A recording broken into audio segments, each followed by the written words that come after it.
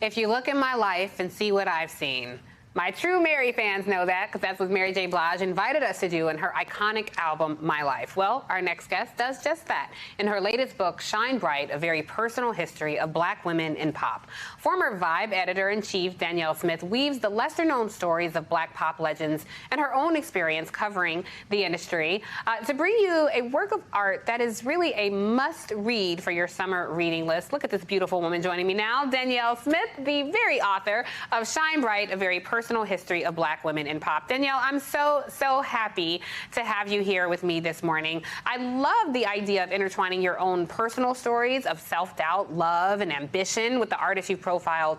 Tell me what led you to write this book and why write it like this, comparing your story to the women you've covered. I love that. Well, the whole thing was I just wanted to always make sure in this book that Black women in music were receiving the credit that we are due. And just with my long history of being an editor, a producer, a writer, a culture journalist, my own editor said to me, it's time for you to claim your space in, the world of Black women in music. And so I did it, and it was difficult at first, but let me tell you, once I got started, it was difficult to stop.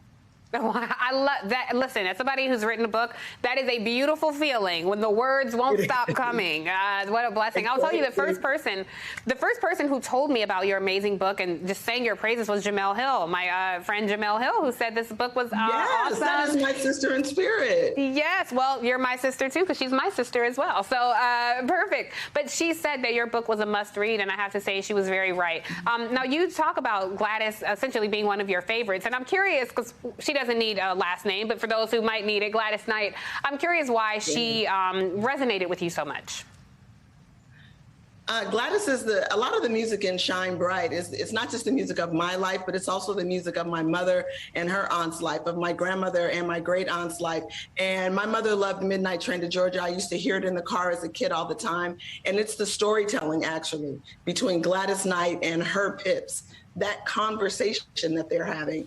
As a child, it was just a story for me to buy into. But also, I'm the one that believes, because I like to write stories myself, that Gladys never actually got onto that train, that Gladys stayed in Los Angeles, and she did what she had to do to become Gladys Knight.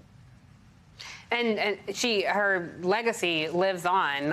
Her voice is she has one of those voices that it's almost Millie Jackson-esque. It's that scratchy, soulful timbre of her voice that I just love.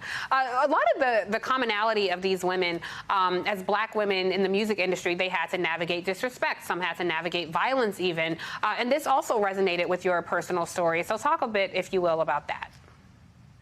It did. I mean, I had a very tumultuous childhood, especially during my adolescence. And what I found out during doing my research for Shine Bright, because it is a deeply researched book, is that unfortunately, I have it in common with so many women who went on to become huge pop vocalists and pop stars.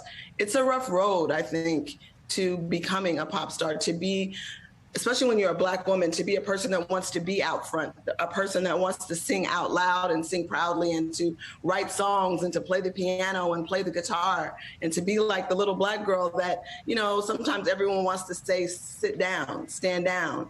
No need for you to be first. Well, when you're trying to be who you want to be and who you're going to be, then you have to put yourself out there. And it's something that I found over and over again, that Black women in pop music had to jump over hurdle after hurdle after hurdle to get where they became to be. Well, what I love about this is, these artists gave themselves to the world. It was their art. It was their labor that they gave to the world. But you didn't center that. You centered their humanity, their stories. Who were these personalities behind the personalities that the infrastructure of entertainment business wanted you to see? Whose story, I'm curious, struck you the most? That you learned something that was incredibly surprising that our viewers might find surprising to know about some of these women. I mean, there's so many things.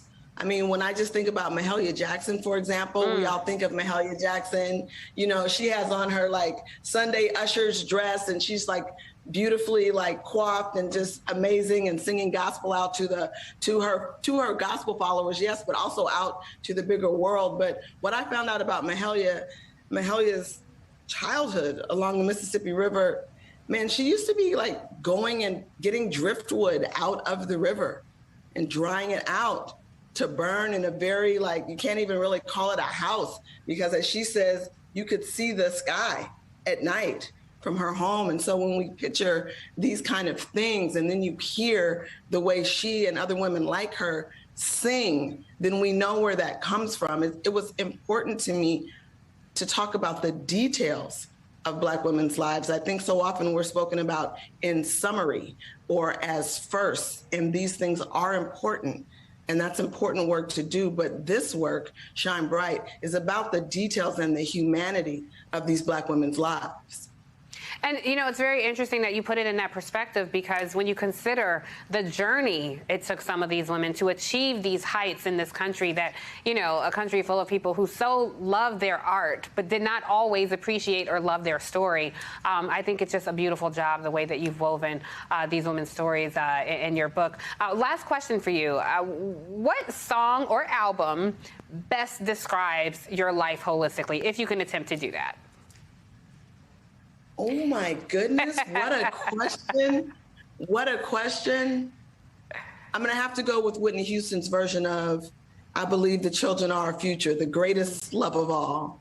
When I think about the women that are writing about music right now, the women that are making music right now, and people say, well, Danielle, are you optimistic? My answer is yes, absolutely. I do believe the younger people are our future right now, even in these incredibly tough and scary times that we're living in. I do believe that. And the way that Whitney Houston sings it, how could you not believe?